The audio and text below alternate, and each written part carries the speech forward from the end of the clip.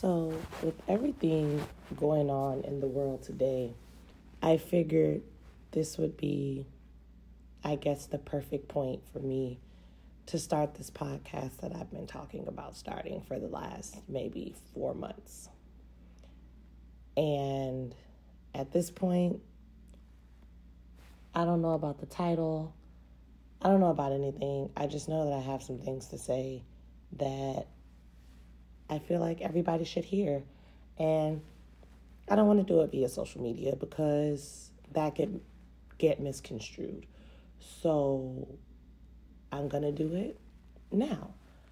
Just speaking on what's going on in America today, 7 days into 2021, I don't know what people thought was going to change between 2020 and 2021, aside from maybe the weather and the day of the week. But I didn't expect anything huge to happen.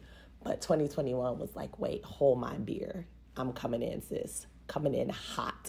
Like, I cannot believe that all these white people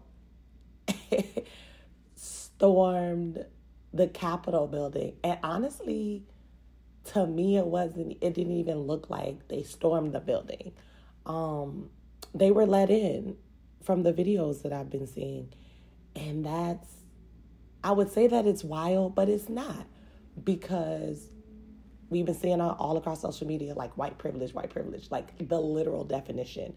And I hate to do the comparison, but if this was over the summer and Black Lives Matter protesters would have tried to storm the Capitol, the narrative would have been completely different, because they would not have even gotten a block away from the Capitol without being met with the Army Reserves, the National Guard, tanks, trailers, everything.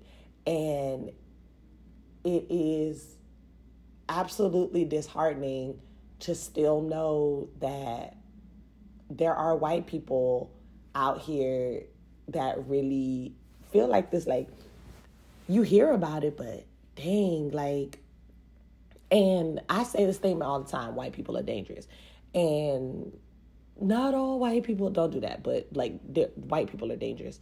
And some of them know it, and they work hard to combat prejudice and racism using their white privilege. Some white people try to act oblivious to the fact, and that's the most dangerous type of white person. One that doesn't recognize the privilege that they have, one that tries to say that they don't have any type of privilege from being white, and that's male, female, or otherwise. And it just makes me sick to my stomach, because what are we doing? Like, we gotta get on the same page. Like, something has to happen. And for the woman that they did shoot for coming into the building, like, girl, you was breaking the law. Like, justice for all, quote unquote, but it's like,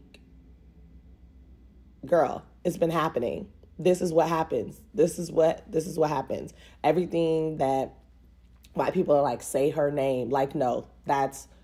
She was unarmed. Yes, she was unarmed. But she was unarmed, committing treason and actively being violent. She woke up yesterday morning and literally chose violence. That's what happened. And when you choose violence, this is what you go through.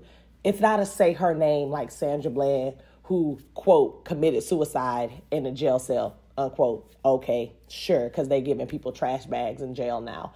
Anyway, it's not say her name Breonna Taylor, who was asleep in her bed and pow, pow, pow. Now she's shot and don't know what the fuck is going on. It's not the same thing. And I hate it. Because I'm on Twitter and I see all of these tweets. Where's Black Lives Matter when all the protesters, when this unarmed mother, 14-year Air Force veteran was shot? Well, she chose violence. This not our fight. And I'm so glad, I'm so happy that black people, we staying out of it. I'm so happy because this ain't got nothing to do with us. Georgia, congrats on doing your fucking thing and voting. And now we sit back and we watch the anarchy because at the end of the day, this they fight. And they're sore losers. Like, Trump lost. Like, it's so wild to me. Like, literally, they were saying the total opposite of what they're saying now in 2016 when he won.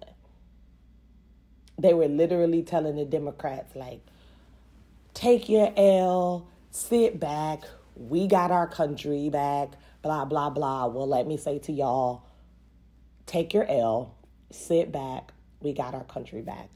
And this is just something that I wanted to get off my chest because it's not going to end soon. I feel like it's going to get worse before it gets better. And I just want all of my black brothers and sisters and just all of us, y'all, we just got to stay strong. We've been resilient. We're the most resilient people on the planet. We know how to take something, make something out of nothing, how to laugh to keep from crying. Like, Twitter has been hilarious because everything is not a joke, but you need laughter, and it's soothing to the soul when that happens. And when we can sit back and be like, whew, that ain't got nothing to do with us. We just gonna mind our business and do what needs to be done with us. And I feel like if we just keep working hard, all you entrepreneurs and business owners, continue to make your products and create and do those things, and patrons of black businesses, let's continue to support all of our brothers and sisters, all of our black doctors, nurses, lawyers, and architects, engineers, construction contractors, like everybody. Like, let's just make 2021 just like the year of blackness. Like, and obviously, let me say this too. It's like we all have our bad experiences with businesses that are black owned. Some people are like, oh, I can't do a black owned business because this, because that. Let's use this time to like leave a review and let them know how they can change and how they can do better. Let's encourage each other and let's continue to stand together, because if 2020 did nothing else, I feel like it brought black people together in a way that I have not seen in my lifetime.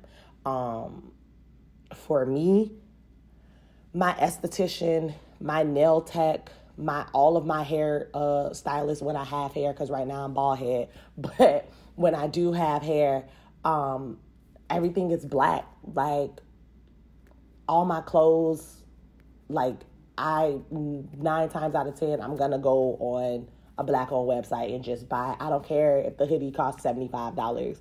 I'm going to support it because I know that the effort and the work and that goes into it. And I just feel like I'm so encouraged by all of the black love that I'm seeing from each other.